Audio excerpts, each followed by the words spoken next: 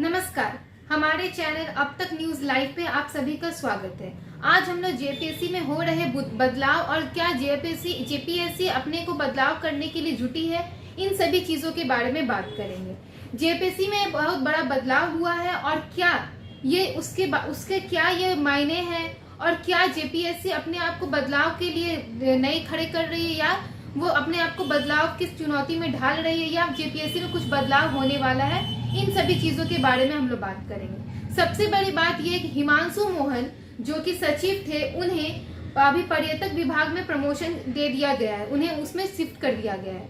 देखा जाता है तो प्रमोशन होता है, डिनोमेशन नहीं होता है, लेकिन इन्हें डायरेक्ट जेएसएससी पोस्ट से नियुक्ति से हटा देना एक डिनोमिनेशन ही होता है। प्रमोशन होता है लेकिन इन्हें डिनोमेशन किया गया है। और साथ ही जितने भी सचिव के साथ लापरवाही हो रही है, क्या क्या लापरवाहियां हो रही, उन सभी के बारे में बात करेंगे।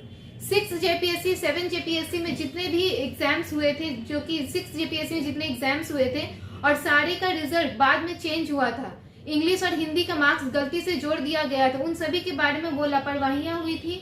और अभी निसार अहमद के आने के बाद क्या मार्क्स अपलोड फिर से, क्या अभी जो एग्जाम हुई है 7 जेपीएससी मार्क्स अपलोड होगा?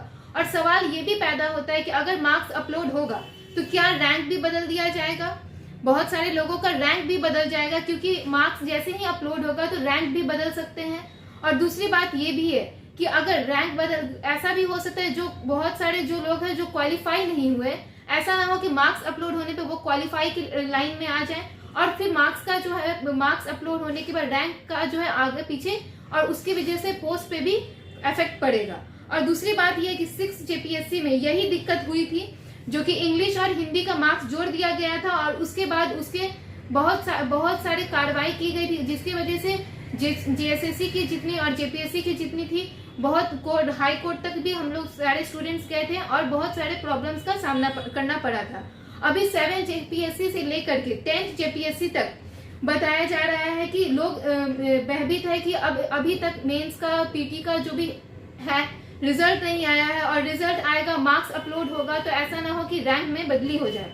और 11 जेपीएससी में जब तक खंडेलवाल कमेटी की तरफ से स्पष्ट रूप से कोई नोटिफिकेशन नहीं आ रहा है, नहीं पता चल रहा है, तो अभी जो है 11 जेपीएससी में रिजर्वेशन फॉर्मूला क्या होगा, ये सारी चीजों के बारे में अभी हम लोग को कुछ भी जेपीएससी क्लियर नहीं कर रही है। तो बात यहाँ पे ये है कि निसार अहमद के आने के बाद क्या ये जितनी भी चुनौतियां हैं निसार अहमद जी स्वीकारेंगे?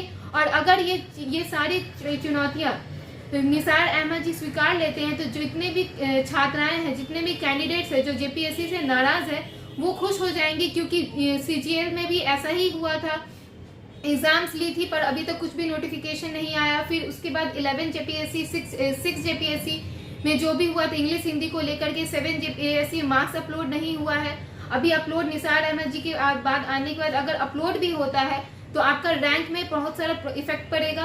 तो ये सारी चीजों को क्या निसार अहमद जी के आने के बाद क्या सारा चीज चेंज होगा?